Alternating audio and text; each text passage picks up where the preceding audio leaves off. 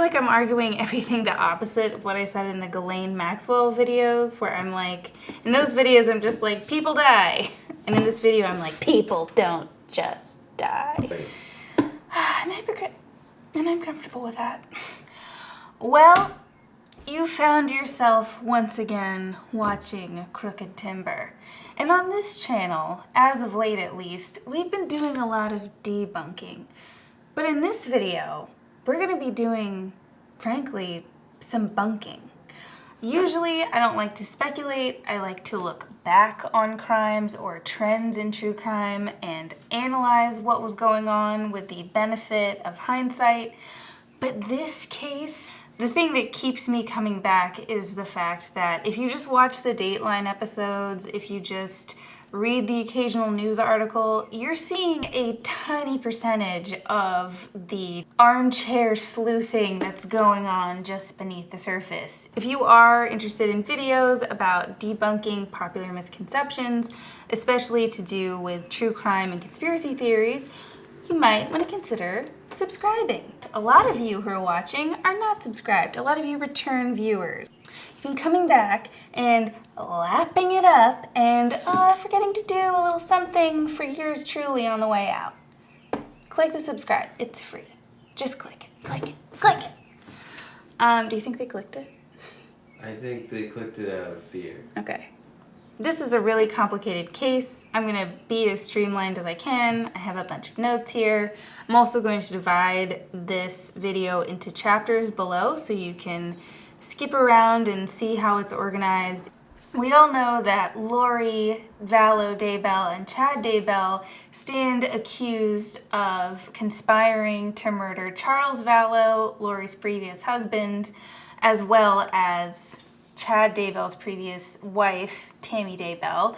Lori and Chad got married suspiciously soon after their deaths, ran away to Hawaii. That's kind of a theme, running away to Hawaii. We'll put a pin in that. And then there was the disappearance of Tylee and JJ, Lori's two children.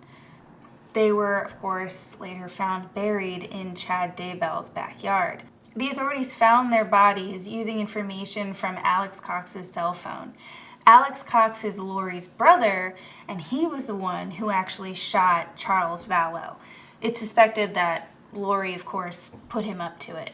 So those are the murders that we all know about, that we're all familiar with. But if you're not in the Reddit threads and the Facebook groups, you may not know that Lori's sister died under mysterious circumstances way back in 1998. Her previous husband, Joseph Ryan, also died in 2018 mysteriously.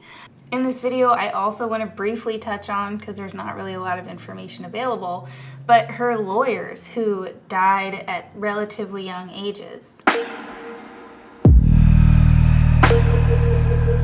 I know that a lot of these deaths have been attributed to natural causes, and a lot of people in these Facebook groups and Reddit threads will say this has been debunked. There's no reason to tie this to the case.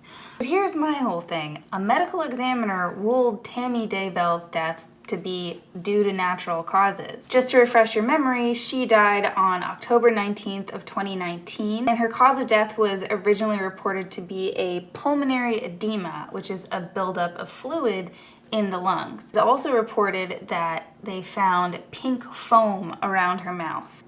This is noteworthy because Alex Cox also died of natural causes on December 11th, 2019, one day before Tammy Daybell's body was due to be exhumed. Medical examiners performed an autopsy of Alex Cox and determined that he had died of a blood clot in his lung, which had led to pink foam around his mouth. What's going on there? These are two relatively healthy people. Tammy was actually very active and I don't believe had any known medical issues. Alex Cox did have high blood pressure, which medical examiners did say contributed to his death, so that's something to keep in mind. This is just me Googling pulmonary embolism poisoning ? But Google delivered. And there is some literature to suggest that carbon monoxide poisoning, for example, could be the cause of pulmonary embolism. I also found that glyphosate, which is a commonly available herbicide, can also cause pulmonary edema. There are a lot of things that people look at and they say like, oh, a blood clot, oh, a heart attack. Well, that must just be natural causes, overlooking the fact that poisoning can cause those types of medical events, which can then look like natural causes, which is why poisoning is so terribly, terribly effective. Also, a few weeks before his death, Alex had received a patriarchal blessing from Chad. It was this long spiel about how Alex had been a good boy in protecting his sister, blah, blah, blah. And then Alex Cox has one more phone call with Chad before he dies. It's just too much.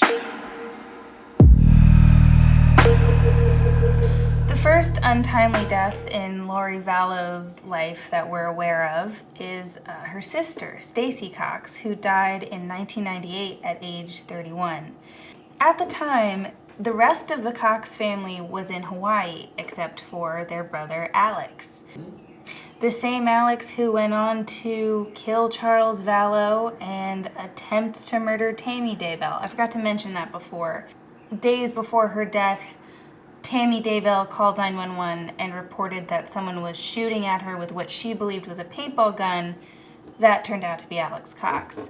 So that Alex is the only one checking in on poor Stacey, who has for much of her adult life suffered with a very rare type of diabetes. According to various family members, Stacey also suffered with an eating disorder. Apparently Lori's mom was one to really freak out about weight gain. Her ex-husband reports that she was very fastidious about what she would eat, to the point where he would buy food and she would return it to the store. Her cause of death is undetermined, or at least hasn't been released to the public. It's also rumored that Alex took her credit cards after her death and went on a spending spree. Now that's something that I couldn't verify. I can't say for sure that that's come out of an official investigation. On April 3rd, 2018, Joseph Ryan, Lori Vallow's third husband, her husband before Charles Vallow, was found dead. He had been dead, I believe, for a number of days, and Annie Cushing, who has a YouTube channel called A Murderous Heart devoted to this case, strongly suspects that Lori Vallow had a role in his death. Today we are going to be taking a dive into my brother's life, our complicated and his death.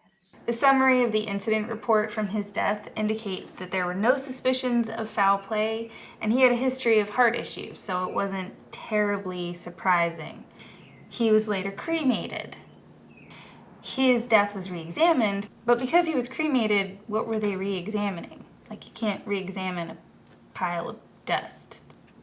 Notably, Lori Vallow told her little Mormon get-together women's knitting circle that she wanted Joseph Ryan dead. Been married to someone who is very awful, who raped my children, and I had divorced him and gotten away from him, and he had joined the church.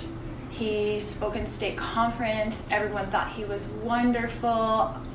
He told everybody that I was this lying, crazy Mormon, and got up in court and said all these horrible things about me, and turned it around to where the judges believed him instead of me. He was constantly trying to get custody of my 3-year-old daughter, and just to rub it in my face and hard stuff. And I was going to murder him. I was going to kill him, like the scriptures say, like Nephi killed him, just to stop the pain and to stop him coming after me and to stop him coming after my children. I did not have a murderous heart. I just wanted to stop the bleeding and stop the pain. And it was because that she attended Mormon temple that she was able to put aside her murderous desires. What she doesn't say in that clip is that he went on to end up dead. How convenient. After Joseph Ryan passed away, Lori Vallow went to Hawaii, her family's favorite vacation spot, and one of her girlfriends from her Hawaii friend group has reported that Lori bragged about having her brother, Alex Cox, murder her ex-husband. She didn't say this to me. I don't think she would have ever said this to me, but she did tell two of our mutual friends that she paid her brother to kill Joe Ryan. Tylee's dad? Yeah. Because she has two brothers. Are you talking about her brother Alex or? Alex. Yes, Alex. Okay. This wouldn't be the first confrontation between Joseph Ryan and Alex Cox if it did happen. There was an incident in 2007 where Alex Cox was dropping off Tylee for her visitation with her dad, and Alex Cox tased him. He's actually done a little stand-up bit about this incident. I was fortunate enough to do a little jail time last year. I'll confess to you guys. You ever had something that you knew was the right thing to do, but it turns out that later on it was a felony? This is a true story. I found out that my ex-brother-in-law was a pedophile, so I took a stun gun and I discharged it right in his nutsack. And I did. And in Texas, that's a felony. You know, maybe I'll get a handshake or a parade or something. I got probation. At the time, Lori Vallow was accusing Joseph Ryan of molesting her children. Something that Annie Cushing has pointed out in much greater detail is that Tylee Ryan never actually made an outcry against her father. It's been widely speculated that Lori Vallow may have coached her children to make these statements against Joseph Ryan. There's no way of knowing. The point is, Alex Cox is quite suspicious in this situation. Wouldn't you say? Wouldn't you agree? Yeah. Something else that I think is interesting, and maybe you'll think it's too small of a detail to matter, just putting it out there. Annie Cushing has posted about these photographs taken from the scene of Joseph Ryan's death, where there's a pair of sunglasses on one of the countertops that looks an awfully lot like a pair of sunglasses that Lori Vallow wore a lot. It's kind of a zoom in, enhance moment. Make of that what you will.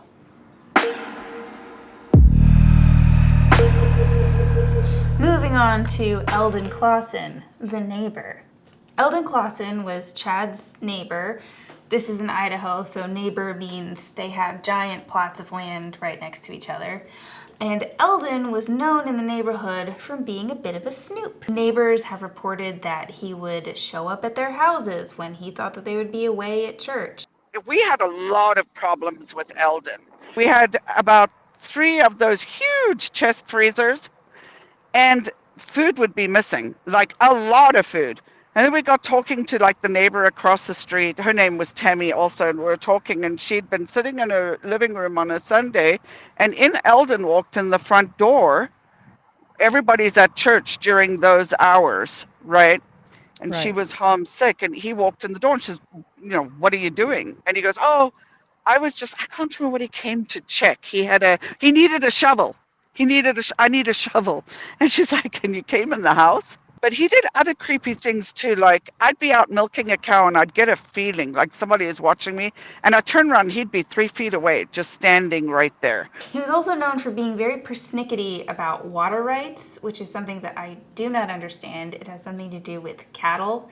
And he would nose around other people's property to see how much water was in their ditches, because each neighbor was only supposed to use a certain amount of water, I believe, for irrigation. I know I just said cattle, but it's something, it's farmy stuff. It's farms.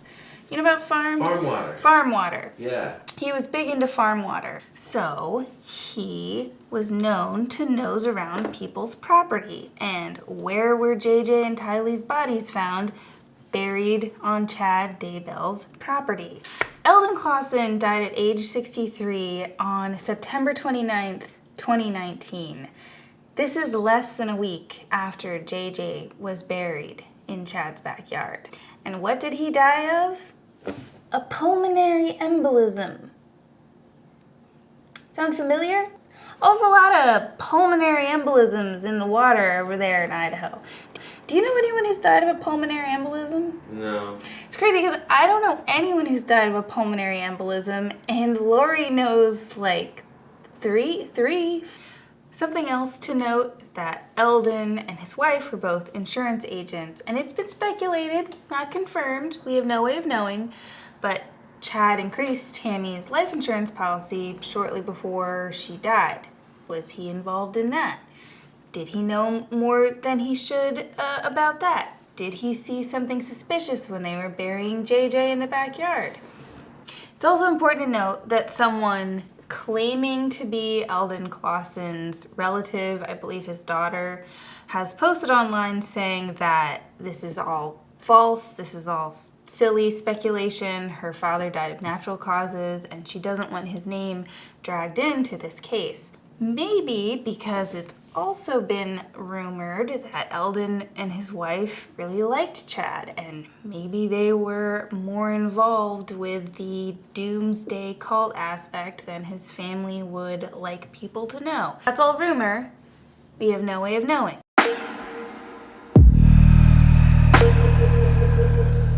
So this next bit, I'm gonna admit up front, this is all very tenuous, very speculative, very who knows. I think it's worth noting that Gray Jolink, who was Lori's bankruptcy lawyer in 2005, died in 2008 at the age of 61. Rumored, and I don't have any confirmation of this, I have no way of knowing, but I've heard it said that Lori owed him a lot of money at the time of his death. That would kind of be nothing, except she has another lawyer, Edwin, who was her divorce lawyer when she was divorcing Joseph Ryan, who died of a heart attack in 2006 at age 56. So this is right after he had served as her lawyer, and 56, like that's pretty young. When Lori Vallow was undergoing a court-ordered evaluation, the evaluator noted that Lori Vallow believed she was talking to ghosts. And one of those ghosts was Edwin, who Lori reported was giving her legal advice from beyond the grave.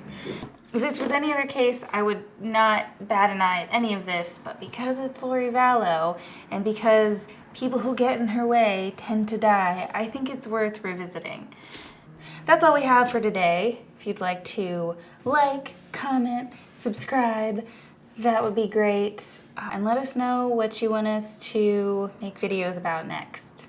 The yoga murders. The yoga murders. Andrew's really into this yoga murder case. Thing is, like, I don't want to be a true crime channel per se. What are we doing here? I want it to be like about true crime, but not like true crime. You know what I mean? Not like individual cases. Do you not know what we're doing? Do you not know the crooked timber thesis? I'm more interested in doing debunking type videos. So if those are something you're interested in, Look, I just sound sit up. back. If you're in a doomsday cult, I urge you to examine the history of doomsday cults, because they haven't been right yet. The world just keeps on spinning. And I think people want the world to end, because then they would have to stop thinking about like what to do next with their lives. Yeah. And I think that there are healthier ways to deal with that stress. Self-help, that should be our next video. Oh no. About like how to manage your time. These days you either become a full-blown cult leader or you become like a Rachel Hollis self-help type bullshit, like how to make money and make your bed. Tune in next time when I teach you how to make money and how to make your bed. While making lasagna. While making lasagna. I'm not making you lasagna. Lasagna season is over.